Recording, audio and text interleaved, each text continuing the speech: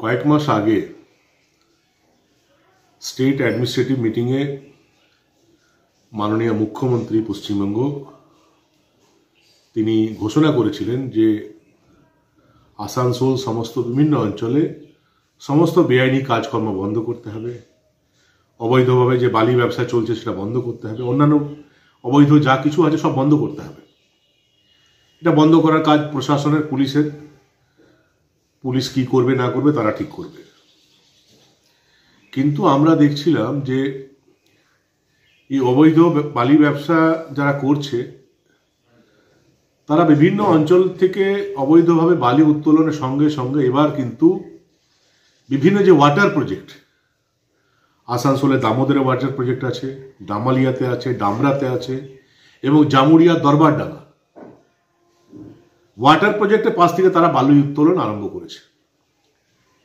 এবং জামুরিয়া দরবারডাঙ্গা যে water project সেটা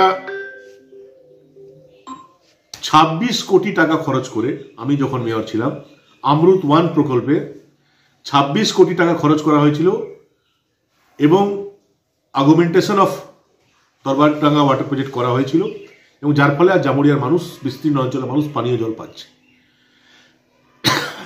আমরা খবর পাচ্ছিলাম যে এমনভাবে বালি তোলা হচ্ছে যে আলটিমেটলি ওই প্রজেক্টটাও কিন্তু ধ্বংস হতে চলেছে। পৌর নিগমের একটা দায়িত্ব ছিল, সেটা গিয়ে রক্ষা করবে। পৌর নিগম ওই ওয়াটার প্রজেক্ট রক্ষার জন্য, মেনটেনেন্সের জন্য একটা এজেন্সিকে দায়িত্ব দিয়ে রেখেছে, তাকে প্রত্যেক মাসে পৌর নিগম টাকা দেয়।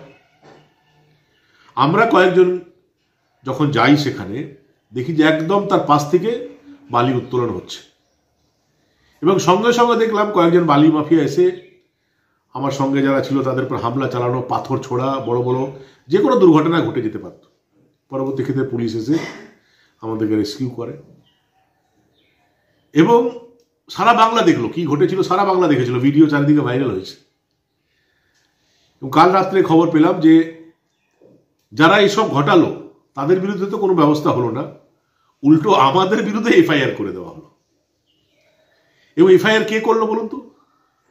এফআইআর করলো দরবারডাঙ্গা ওয়াটার প্রজেক্টে যারা মেনটেনেন্সের দায়িত্বে আছে, যারা সুরক্ষার দায়িত্বে আছে, সে ধরনের একটা স্টাফকে দিয়ে করানো হলো। সে বলছে যে আমি আমার ডিউটি করছিলাম, হঠাৎ এনারা এলেন, আমাকে মারধর আরম্ভ করলেন এনার সঙ্গে লোকেরা, আর আমার দুটো মোবাইল কেড়ে নিয়ে চলে গেছে। সেটা ক্যাজুয়াল স্টাফ, 12-13 হাজার টাকা বেতন পায়, সেটা সে দামি দামি দুটো মোবাইল ইউজ করছে। বালি মাফিয়ার পয়সা না থাকলে এটা সম্ভব হয় না। এবং একটা তৃণমূল কংগ্রেসের লিডার একজনের সমালোচনা করলেন না। পৌর নিগমের যে দায়িত্ব ছিল, অনেকে বলছেন যে আপনি কেন গেলেন, আপনার তো অধিকার নেই। আরে ভাই, আমি যখন মেয়র ছিলাম তখন 12 ঘন্টা, 14 ঘন্টা, 18 ঘন্টা আমাদের ইঞ্জিনিয়ারদেরকে নিয়ে পরিশ্রম করে ডিপিআর তৈরি করিয়ে ওটা স্যাংশন করিয়ে এনেছিলাম, তারপরে ওয়াটার প্রজেক্ট করেছিলাম এবং তার ফলে আজ আসাম জামুরিয়ার মানুষ জল পাচ্ছে। সেটা আমার চোখের সামনে কেউ ধ্বংস করে দেবে, কর্পোরেশনে যারা আছে তারা দেখবে না, তারা চুপচাপ বসে থাকবে আর আমরাও বসে থাকবো, আমরা দেখবো, এর প্রতিবাদ করবো না। আর এই মামলা করে আমাদেরকে ভয় দেখানো হবে। একটা জিনিস পরিষ্কার হয়ে গেল, তাহলে এতদিন যেটা বলা হচ্ছিল যে এই জেলায় বেআইনি কাজকর্ম চলবে না, কোনটা ঠিক? মুখ্যমন্ত্রী যেটা বলেছেন সেটা ঠিক, না তার নির্দেশ এই জেলা যারা তৃণমূল কংগ্রেসের নেতারা আছে তারা মানছে না? তাদের কাছে পয়সাটাই বড়, অর্থটা বড়। তারা বালি মাফিয়ার পয়সা ছাড়া থাকতে পারবে না, বালি মাফিয়ার সহযোগিতা ছাড়া তারা থাকতে পারবে না। সিদ্ধান্ত নিতে হবে সরকারকে। এবং আমি আবার বলি, Darbardanga water project, Damra water project, Kalajharia water project, কুলটিতে ওয়াটার প্রজেক্ট করেছি, এটা আমাদের স্বপ্নের প্রকল্প ছিল। অনেকে পারেনি। কুলটি ওয়াটার প্রজেক্ট 25 বছর ধরে পেন্ডিং ছিল, কেউ পারেনি। আমরা এসে লড়াই করে সে ওয়াটার প্রজেক্ট করেছিলাম। সে ওয়াটার প্রজেক্ট কেউ ধ্বংস করে চলে যাবে, যেটা আমরা বরদাস্ত করবো না। একটা মামলা করেছেন, 10টা মামলা করুন, মাসের পর মাস আমাদেরকে জেলে ভরে রাখুন, থাকবো। কিন্তু আসানসোলের মানুষের স্বার্থে, জামুরিয়ার মানুষের স্বার্থে, রানীগঞ্জের মানুষের স্বার্থে আমাদের লড়াই কিন্তু চলবে। এবং জনগণকে বলবো, আপনারা চিনেন এখন এদেরকে, যারা বড় বড় লেকচার দেয় তাদেরকে চিনে রাখুন। বালি মাফিয়াদেরকে দিয়ে আমাদের হামলা করালো এবং কর্পোরেশনের যে এজেন্সি স্টাফ তাকে দিয়ে আমাদের বিরুদ্ধে মামলা করালো। কর্পোরেশন সম্মতি ছাড়া এটা হতে পারে?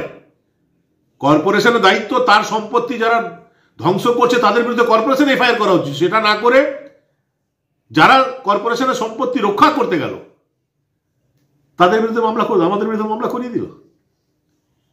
আসানসোল পৌর নিগমে শুধু চেয়ারে বসে গেলে হয় না, আসানসোলের প্রতি একটা আবেগ থাকতে হয়। আমাদের ওই আবেগ, আমরা যখন মেয়র ছিলাম তখন ওই আবেগ ছিল এই শহরের প্রতি, এখন আমরা মেয়র নেই তবু আমাদের ওই আবেগটা আছে। বাকি যারা আছেন তারা লোক দেখানো, এই শহরকে ভালোবাসেন না, নিজের ব্যক্তিগত জীবনকে ভালোবাসেন, ব্যক্তিগত জীবনে কি করে এগিয়ে যাওয়া যায় সে চেষ্টা করেন। তার জন্য আসানসোল ধ্বংস হচ্ছে হোক, জামুড়িয়া ধ্বংস হচ্ছে হোক, বিভিন্ন ওয়াটার প্রজেক্ট ধ্বংস হয়ে যাচ্ছে হয়ে যাক, তাদের কি? তারা তো মিনারেল ওয়াটার খাবে, তাদের তো এই জলের প্রয়োজন নেই।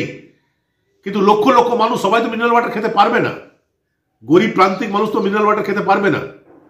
তাদের স্বার্থে আমাদের লড়াই লড়তেই হবে এবং এই লড়াই চলবে। ধন্যবাদ।